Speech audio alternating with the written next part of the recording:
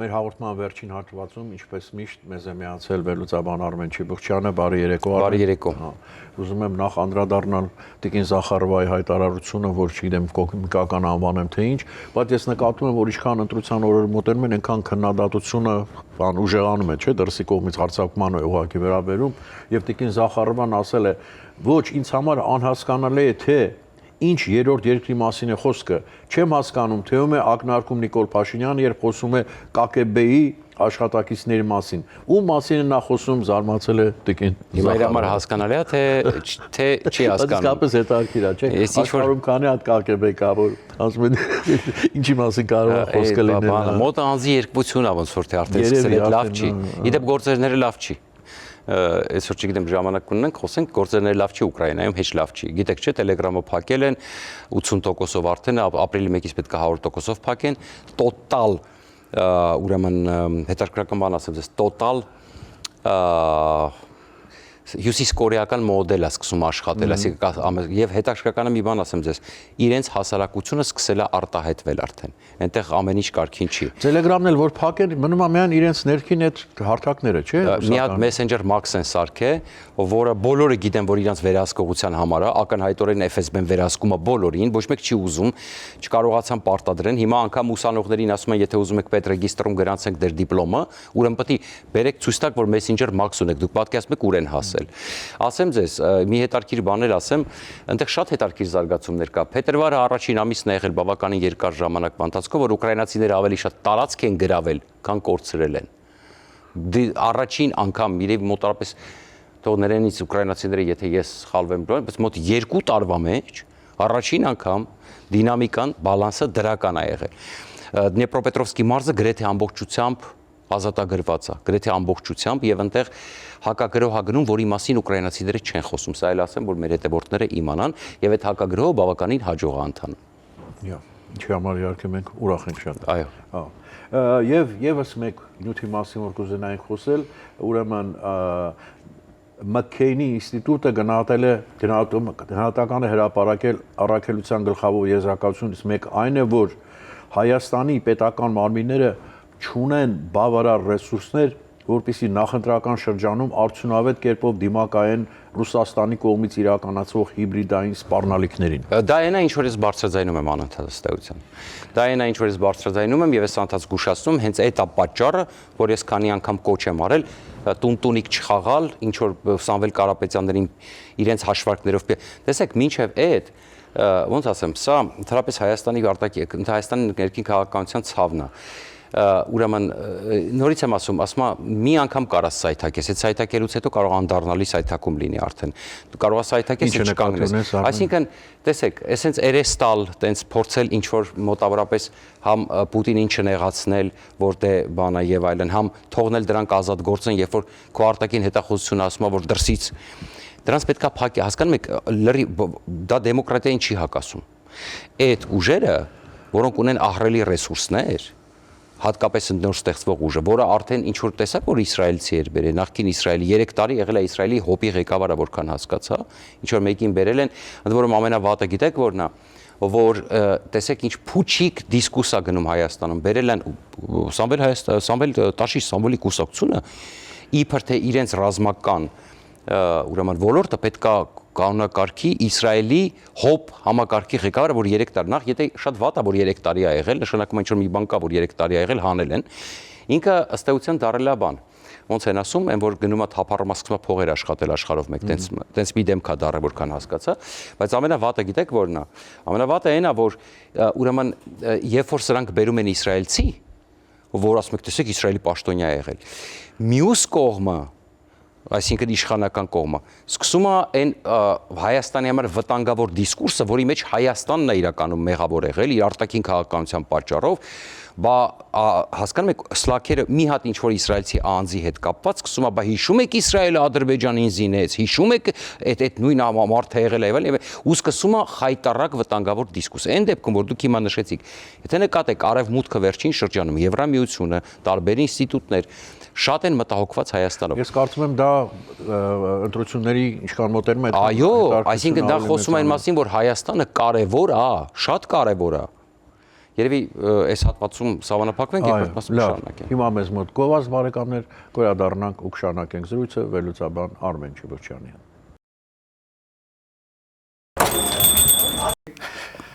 Երևանն եք ուղարկում։ Օթանավով։ Երևանն են ուղարկում։ Ստեղ ուղարկում են, Երևանում ստանում են $1.99 cent։ Սենսացիա,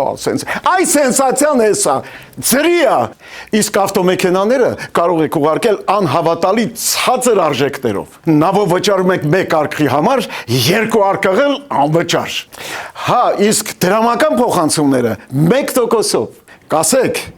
Աշոտն է ուղարկել։ Շարունակում ենք ծրագիրը եւ զրույցը վերլուծաբան Արմեն Չիբոչյանի հետ։ Արմեն, Միացյալ Նահանգների բարձր պաշտոնյան ջոկենթը հրաժարական տվեց եւ բացատրությամբ։ Քեզ բավարարում է այդ բացատրությունը եւ ինչ է սա նշանակում։ Տեսեք, մենք ստիպված ենք հիմա տեսեք, հիմա շատ են խոսում, չէ, Տրամփի ճամբարում պարակտում է եւ այլն։ Ես ի սկզբանե այն գլխից ասում էի,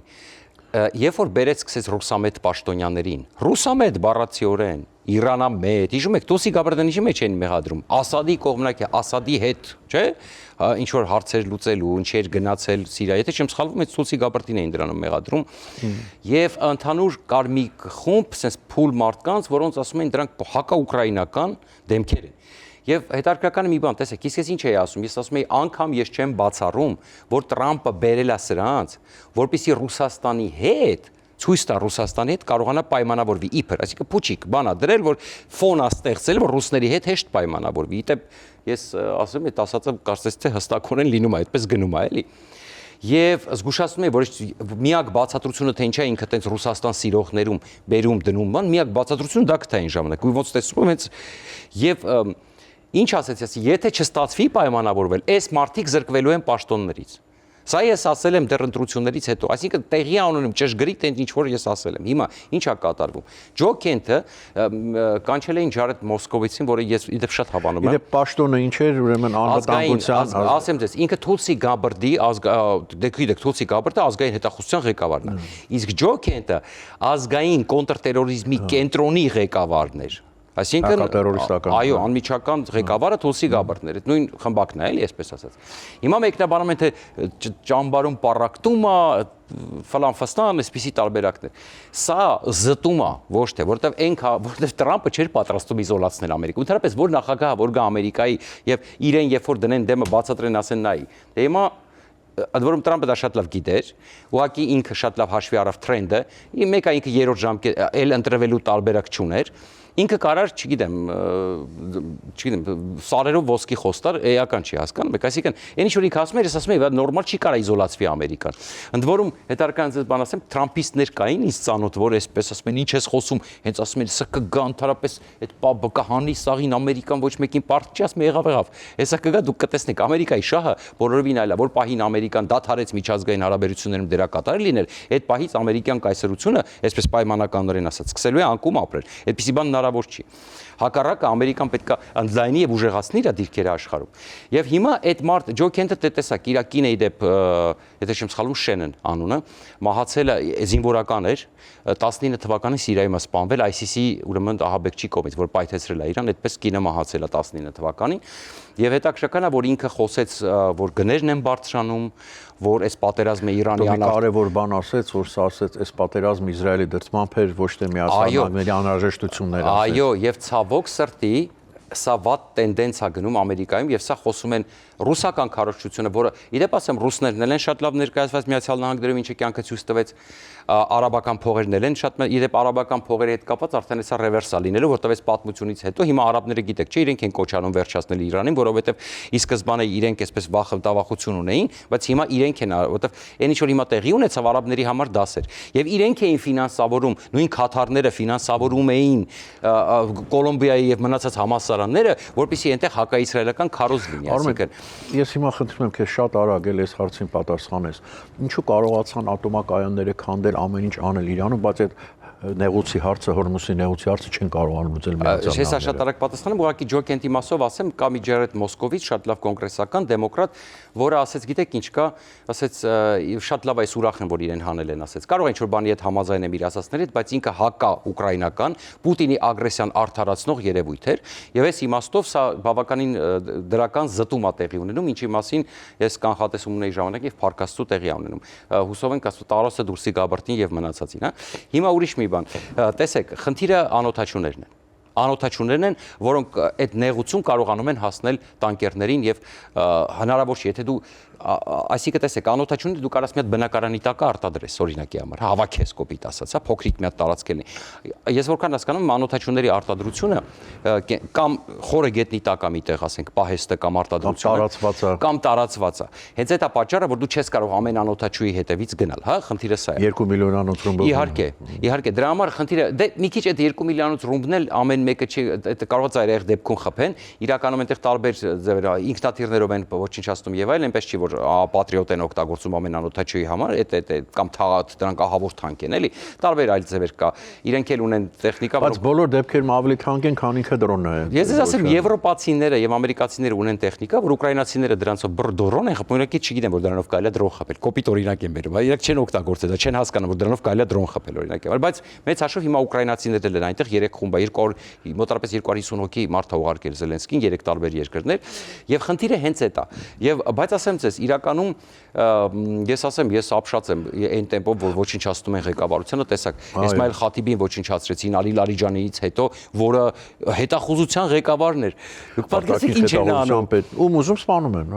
բայց դուք պատկերացնում եք ես գիտես ինչ ուրեմն պատկերացնում ես դու քո երկրում քո ղեկավարին չես կարող պաշտպանել ոչ չսպանեն այդ արդեն ինչի մասին է խոսում ինչ որ մարդիկ հիմա Հայաստանում խոսում են, ինչ որ փորձում են ներկայացնել, որ Իրանը հաղթում է կամ չգիտեմ, մտածում ես ասում ես ժողովուրդ 3-4 շերտ ղեկավար են ոչինչ ասում, հետախուզության ղեկավար մի երկու անգամ, պաշտպանության նախարար մի երկու անգամ, չգիտեմ, ասենք մի երկու անգամ Հայաթոլա իր արդեն երրորդն է կարծես ճանապարհին։